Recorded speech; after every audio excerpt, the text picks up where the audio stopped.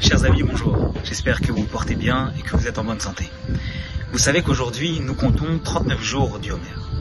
Et que chaque jour durant, le tout n'est pas simplement de compter, mais c'est également un devoir que nous avons d'entreprendre des efforts sur nous-mêmes, sur notre personnalité, pour réussir à atteindre un certain aboutissement lorsque Shavuot arrivera.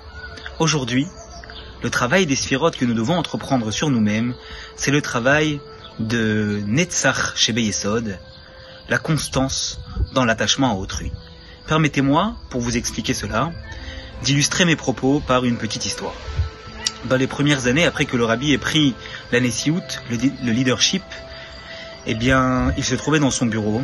Un jeune garçon est venu avec son papa, alors qu'il venait de fêter sa bar mitzvah, pour demander une bénédiction au rabbi. Ce garçon venait du nouveau monde que représentait l'Amérique. Ce nouveau monde où on mange des hamburgers et où on supporte obligatoirement une équipe de baseball. Le rabbi alors, contre toute attente, s'adresse à cet enfant et lui dit « Dis-moi, quelle équipe de baseball supportes-tu?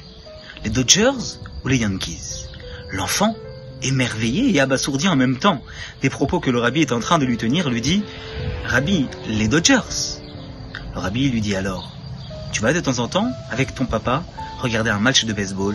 L'enfant dit au rabbi « Bien sûr, cela m'arrive. » Le rabbi dit alors « La dernière fois que tu es allé, comment le jeu s'est-il passé ?» L'enfant écarquille un petit peu les yeux et en même temps les baisse en disant au rabbi « Rabbi, la dernière fois que nous sommes allés, les Dodgers ont rapidement commencé à prendre l'eau et nous sommes partis en cours de jeu. » Le rabbi lui a dit « Et les spectateurs que vous étiez, ils ont tous quitté le stade ?» Il a dit « Non, certains sont restés, mais la plupart ont commencé à partir petit à petit. » Le rabbi le regarde alors et lui dit « Et les joueurs sur le terrain, ils ont également quitté le stade ?»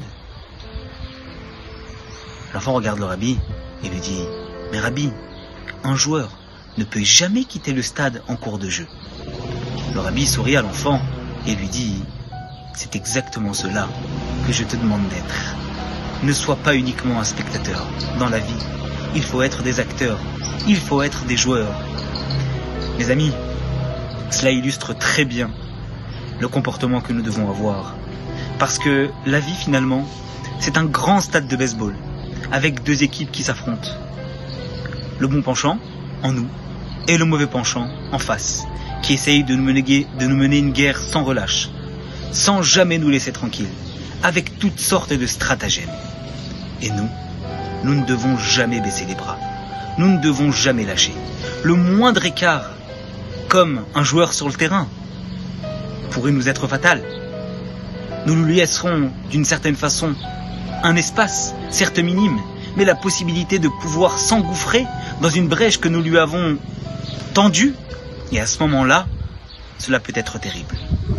De la même façon, mes amis, qu'un joueur dans une équipe ne doit jamais baisser les bras, car cela peut affecter l'ensemble des joueurs et l'ensemble de son équipe, nous aussi, nous devons avoir une certaine constance dans nos actions, ne jamais baisser les bras, toujours réussir à pouvoir s'entretenir et à être comme le maillon d'une chaîne qui ne rompra jamais. Alors mes amis, notre victoire dépend de notre constance. Soyons constants et ensemble nous serons victorieux.